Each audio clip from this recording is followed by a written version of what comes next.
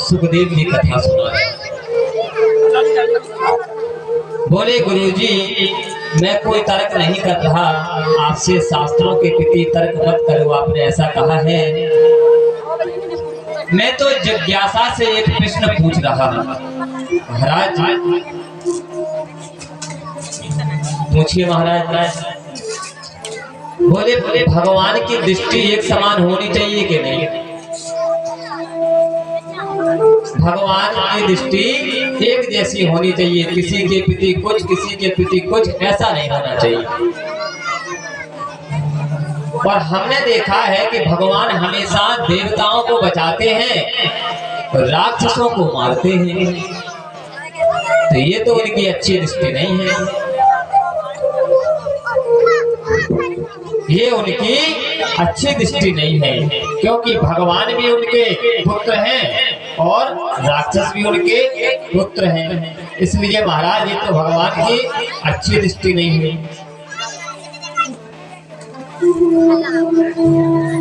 तो सुखदेव जी महाराज ने बहुत ही सुंदर जवाब दिया। पूछा कि क्या हो?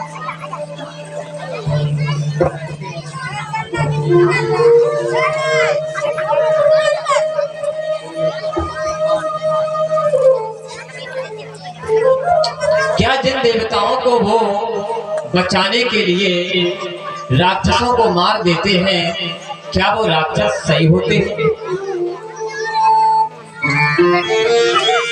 सुखदेव जी महाराज ने बहुत सुंदर उपदेश दिया कि राजन, भगवान कभी किसी को मारते नहीं और कभी किसी को बचाते भी नहीं। ये काम तो हम स्वयं करते हैं। जब तक हमारा पाप का घड़ा नहीं भरता तब तक ठीक है, और जहाँ घड़ा भर गया तो वो घड़ा फूटता जरूर है। लेकिन जो भगवान के सामने नहीं गया उसका तरना मुश्किल है।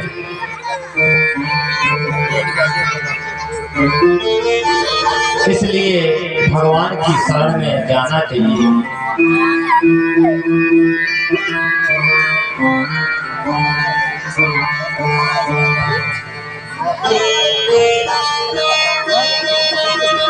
एक बहुत बड़ा राक्षस था,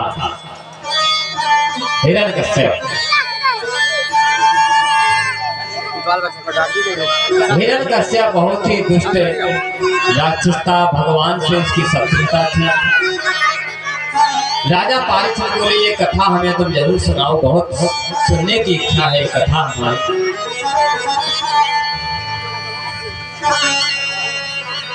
सुखदेव जी बोले कि हिरण्यकश्यप का छोटा भाई था हिरण्याक्ष।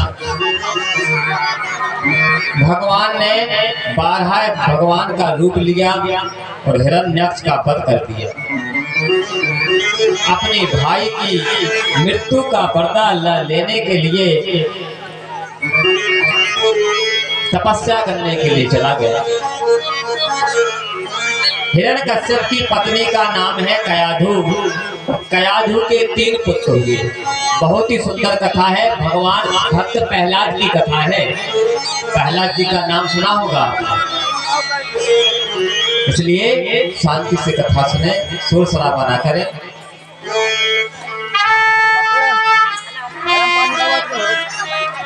हिरण्यकश्यप तपस्या करने के लिए चला गया और पत्नी से कह गया कि मैं वर्षों में लौटूंगा, तपस्या से ब्रह्मा जी को प्रसन्न करके वरदान मांगूंगा, और जब वरदान प्राप्त हो जाएगा तो मैं लौट के आऊंगा। जब तक तपस्या के लिए चला गया तब तक इंद्र ने 3 पुत्र मार दिए। तो देवताओं से और भी नफरत हो गई, देवताओं से और भी नफरत हो गई।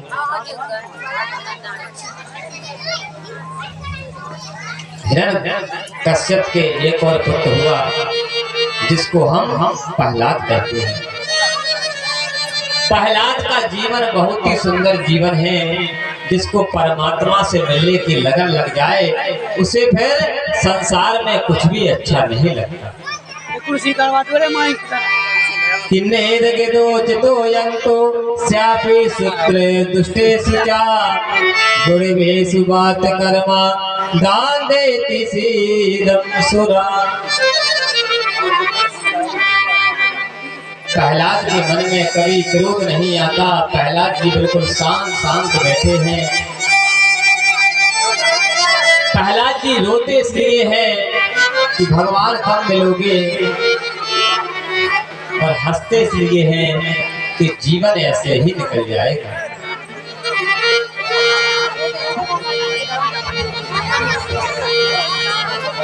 गुरुकुल में आज भेज दिया प्रहलाद जी को पढ़ने के लिए, क्योंकि जैसे आप लोग अपने बच्चों को स्कूल कॉलेज भेजते हैं ना पढ़ने के लिए, तो पहले गुरुकुल थे।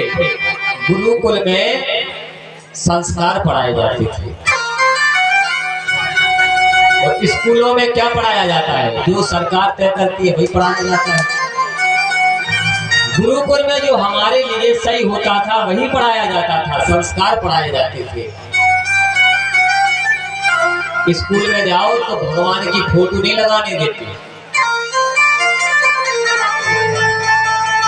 पहले गा से गणेश पढ़ाया जाता था। आप लोगों ने पढ़ा होगा, शायद ना पढ़ा हो। पहले गा गणेश का पढ़ाया जाता था, क्योंकि सरकारें तय करती है कि क्या पढ़ाना है क्या नहीं पढ़ाना है। कितनी अच्छी बात थी, भगवान का नाम पढ़ाया जाता था। अब क्या पढ़ाया जाता है? गा से गधा।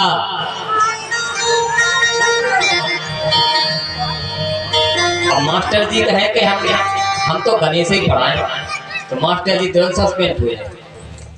कहे कि जो सरकार कह रही है गधा पढ़ाओ, गधा ही पढ़ाना पड़ेगा। गुरुकुल में तो जो संस्कार अच्छे होते थे वही पढ़ाया जाता था। तो आज प्रहलाद जी को गुरुकुल भेज दिया गया।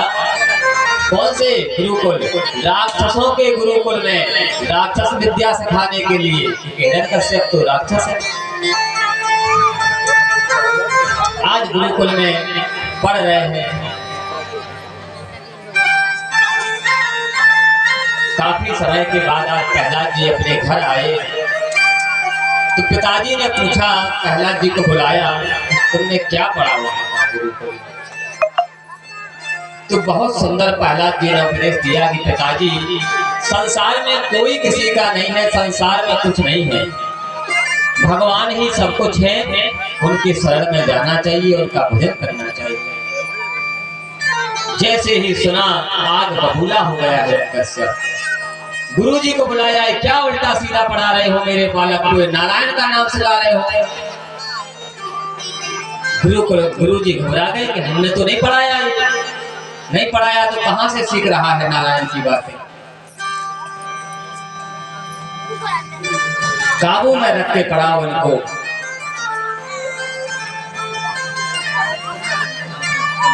क्योंकि जिसको लगन लग जाए भगवान की, प्रहलाद जी तो भी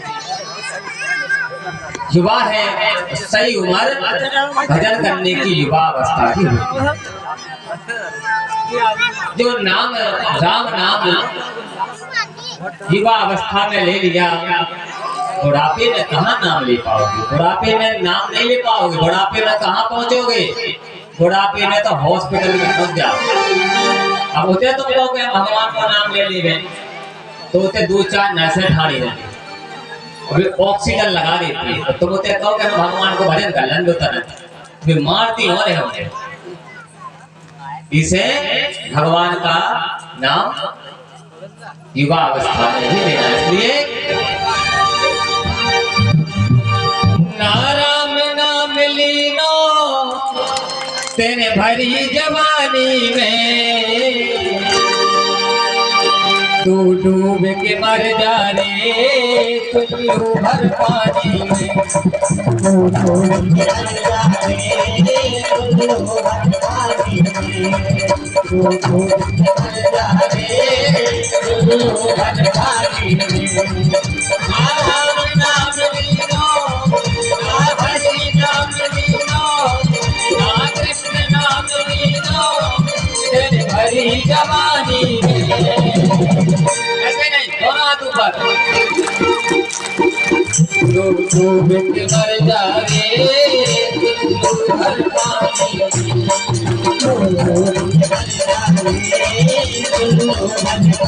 जय हो।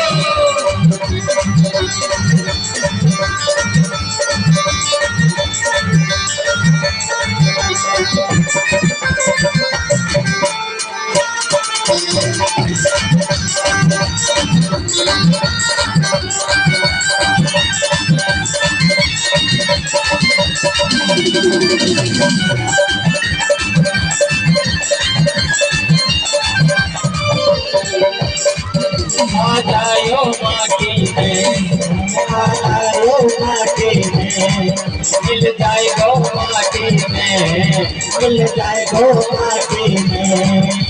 एक दिन काया तेरी कस जाएगी काटी में, एक दिन काया तेरी कस जाएगी काटी में। मेरे बाला मन खोयो, मेरे बाला मन खोयो, सारो जीवन खोयो, सारो जीवन खोयो, यो आना कानी में। आप लोग फिर ताली से बजा रहे हैं, दोनों हाथ ऊपर, दोनों हाथ।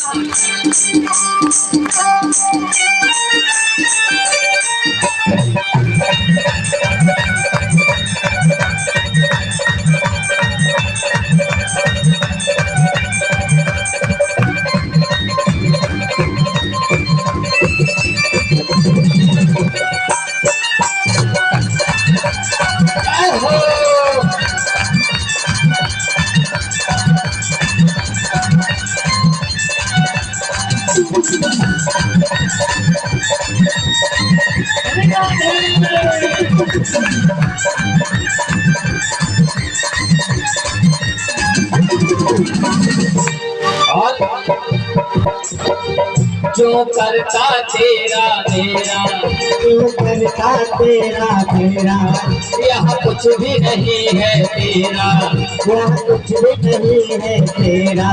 अब लोग कहते हैं कि गाड़ी हमारी, ये घर हमारा, ये बाला हमारा, असल में कुछ भी नहीं है हमारा। मन घटा पर केवल राशि बचेगी और कुछ नहीं बचने वाला।